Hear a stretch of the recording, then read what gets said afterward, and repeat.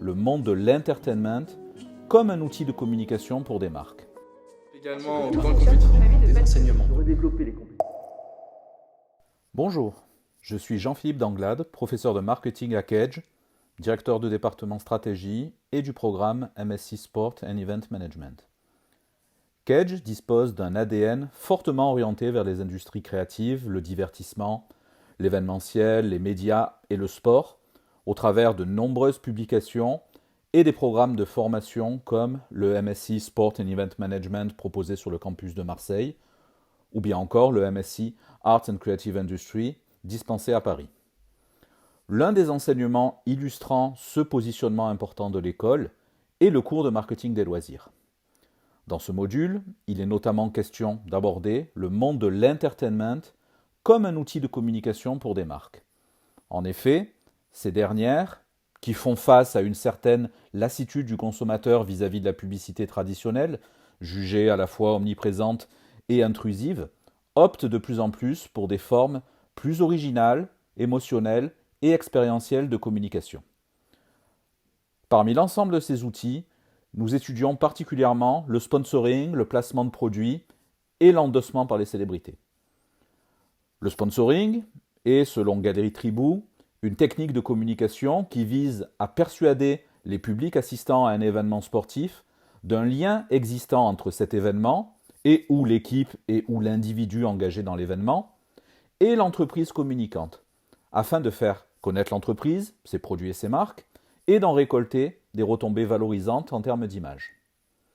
Le placement de produits, quant à lui, est défini par le Conseil supérieur de l'audiovisuel comme toute forme de communication commerciale audiovisuelle consistant à inclure un produit, un service ou une marque ou à y faire référence en l'insérant dans un programme moyennant paiement ou autre contrepartie. L'endossement, enfin, consiste en l'utilisation d'une ou de plusieurs personnes célèbres pour promouvoir un produit ou une marque. Si ces outils ou techniques de communication s'opèrent dans des contextes différents, le sponsoring étant essentiellement pratiqué dans le sport, le placement de produits dans la culture, l'enseignant choisit de les présenter aux étudiants selon une même logique. En effet, il s'agit dans un premier temps de présenter le domaine de recherche auquel le concept est associé avec ses principaux axes, ses principaux chercheurs, tout en explicitant les principales définitions. Ceci s'avère particulièrement utile dans le cas où certains étudiants voudraient faire leur mémoire sur un de ces sujets. Ensuite, le professeur présente la façon dont ces marchés sont structurés, les principaux métiers, et de quelle manière les étudiants pourraient y orienter leur projet professionnel. Ces marchés sont structurés autour de 3 parties prenantes principales, qui sont les marques, qui ont des besoins en termes de communication, de business, les professionnels de l'entertainment, comme des dirigeants de clubs sportifs professionnels, des producteurs de films ou de séries, des éditeurs de jeux vidéo, qui quant à eux ont des besoins essentiels de financement, et enfin des agences de communication spécialisées, qui sont chargées d'établir la connexion entre les deux acteurs précédents et qui sont rémunérés à la commission.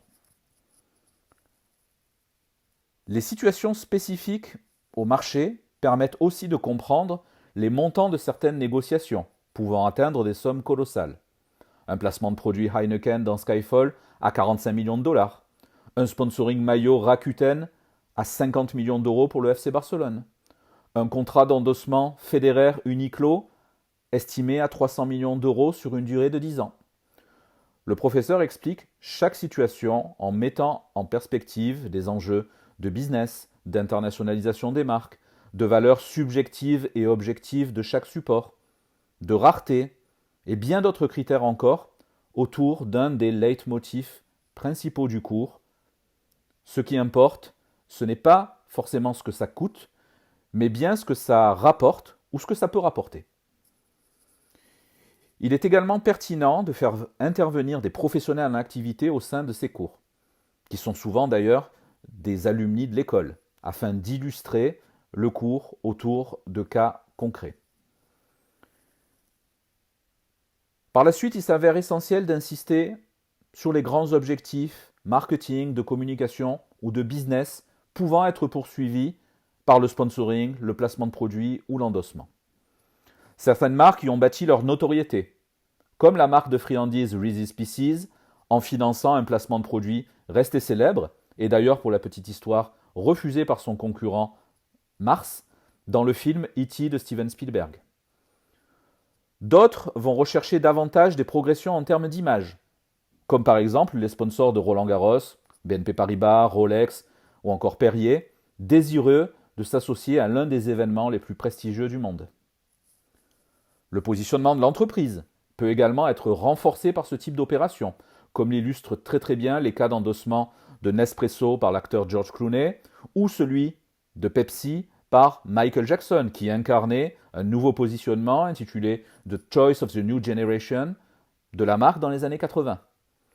Ces techniques permettent d'agir sur les 3 stades du comportement d'achat des consommateurs, à savoir le stade cognitif, en boostant leur mémorisation et leur attribution, le stade affectif, qui va présenter la marque ou le produit sous un jour avantageux dans un contexte passionnel, et enfin le conatif, en les insistant parfois à l'achat.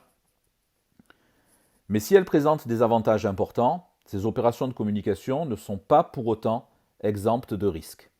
Ces risques sont liés par exemple à des problématiques éthiques.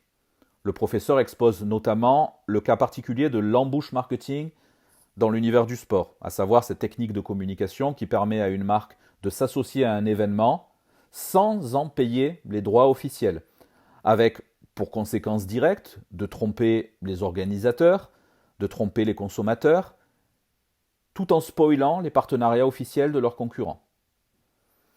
Par ailleurs, les limites éthiques du placement de produits sont également soulignées et tiennent essentiellement à un dilemme, un arbitrage entre dimension artistique des supports et nature commerciale. Comment en effet accepter qu'un film puisse se voir ajouter une scène qui n'était pas prévue initialement au scénario en raison d'un partenariat d'1 million de dollars trouvé, par exemple, au dernier moment, par une agence de marketing. Évidemment, des risques intrinsèquement liés à la nature de ces supports sont également à relever. Les comportements des célébrités, tout particulièrement, peuvent poser de nombreuses problématiques à des marques qui ont parfois déboursé énormément d'argent pour que ces célébrités soient leurs ambassadeurs. Le professeur balise donc une échelle des risques, d'un simple débordement sur un réseau social ou un média, à un scandale lié au dopage ou à la consommation de drogue, en passant par des actes violents, pouvant dans certains cas aller jusqu'au meurtre, pour rappel la célèbre affaire O.J. Simpson ou Oscar Pistorius, tout en précisant, bien entendu, les éventuelles répercussions négatives sur les marques partenaires. Et donc des cas célèbres comme Tiger Woods, Lance Armstrong ou Tom Cruise seront largement débattus au sein de certaines séances. Donc, compte tenu de tous ces avantages, mais aussi de ces inconvénients, quels sont les facteurs clés de succès opérés par les marques afin de sécuriser ces opérations de communication? Le principal facteur clé de succès s'appelle l'activation de partenariats. Et la grande leçon de ce cours est qu'il ne suffit pas de mettre 30 millions d'euros sur un support, quel qu'il soit, pour en attendre automatiquement des résultats bénéfiques. Il va falloir que les marques dégagent également des budgets et beaucoup de créativité pour faire vivre ces partenariats, en utilisant d'autres outils de communication complémentaires de ceux étudiés dans le cours, à savoir la publicité, les relations publiques, le marketing digital ou la promotion des ventes.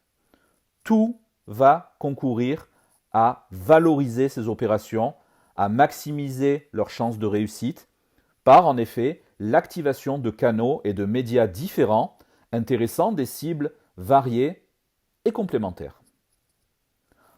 En définitive, le marketing de loisirs est autant affaire de savoir-faire que de faire savoir.